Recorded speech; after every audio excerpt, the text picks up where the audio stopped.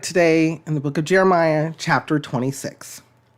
Jeremiah threatened with death.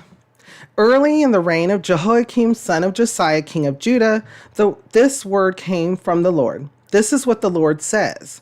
Stand in the courtyard of the Lord's house and speak to all the people of the towns of Judah who come to worship in the house of the Lord. Tell them everything I command you. Do not omit a word. Perhaps they will listen, and each will turn from his evil way. Then I will relent and not bring on them the disaster I was planning because of the evil they have done. Say to them, this is what the Lord says. If you do not listen to me and follow my law, which I have set before you, and if you do not listen to the words of my servants, the prophets, whom I have sent to you again and again, though you have not listened, then I will make this house like Shiloh, and this city an object of cursing among all the nations of the earth. The priests, the prophets, and all the people who heard Jeremiah speak these words in the house of the Lord. But as soon as Jeremiah finished telling all the people everything the Lord had commanded him to say, the priests, the prophets, and all the people seized him and said, "You must die. Why do you prophesy in the Lord's name that this house will be like Shiloh and this city will be desolate and deserted?" And all the people crowded around Jeremiah in the house of the Lord. When the officials of Judah heard about these things, they went up from the royal palace to the house of the Lord and took their places at the entrance of the new gate of the Lord's house. Then the priests and the prophets said to the officials and all the people, "This man should be sentenced to death because he has prophesied against this city. You have heard it with your own ears." I'm going to do a quick pause here. There is a lot here. I'm completely getting reflections of over multiple times of what has happened to different people. I'm getting a lot of stuff, particularly from the New Testament. Stephen, Jesus, a lot of the prophets or a lot of the disciples going before, even in the Old Testament and in the New Testament, going before people who are supposed to be following the way, supposed to be, who are either in a leadership position or prophets and priests and such. They have gotten to a point where their thought process, what they're doing, is tainted. It's not correct. It's not following the law. It's not following what the Lord had intended. It's following the desires of their own heart. They have become self-righteous.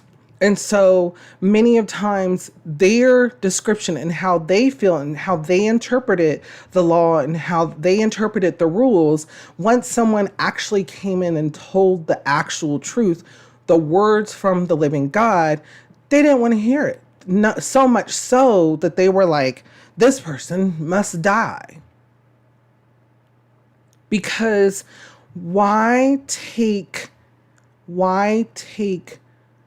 on our own faults? Why take on those things that we have done and that we should be ashamed of? Why, these people should be ashamed of their own counts, take responsibility for their own actions when they can manipulate these laws and these rules to accommodate them. Sounds familiar, right? Bringing past to present. Does things like that happen to this day? Yes. So when we look at, there's many different examples that we can take into considerations.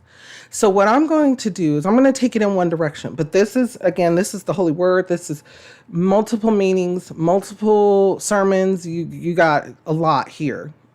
One direction that we can take it is closer to home. Because of what time this is being recorded, this is around the holiday again.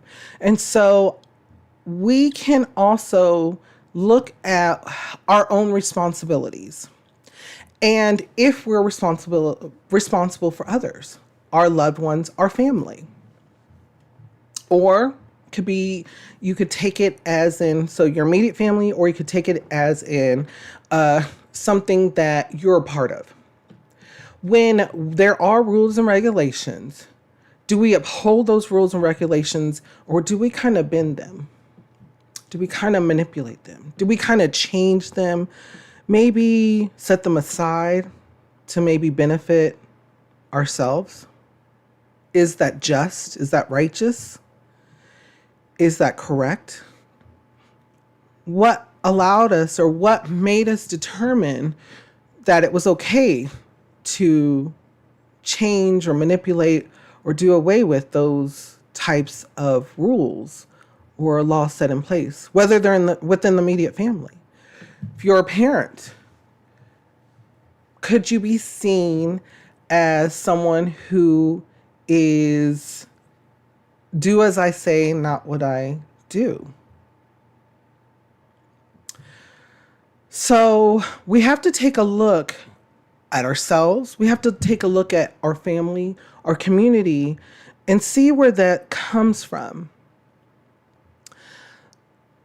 Is this something that's guided by the Lord, or is it something that we are doing to justify ourselves, to not take responsibility,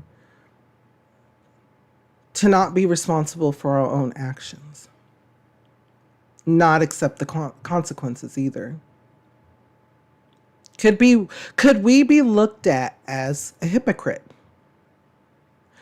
It comes up a lot in the Bible. It'll come up again, and we'll talk about this again. So it's definitely a subject, borderline taboo subject, because there's a lot to it in many different ways, in many different things of society today, in many different standards. What could be looked at and perceived as being a hypocrite? Before we go on, what kind of thoughts or feelings come to your mind when we read over this? How does it make you feel, and what does it make you think?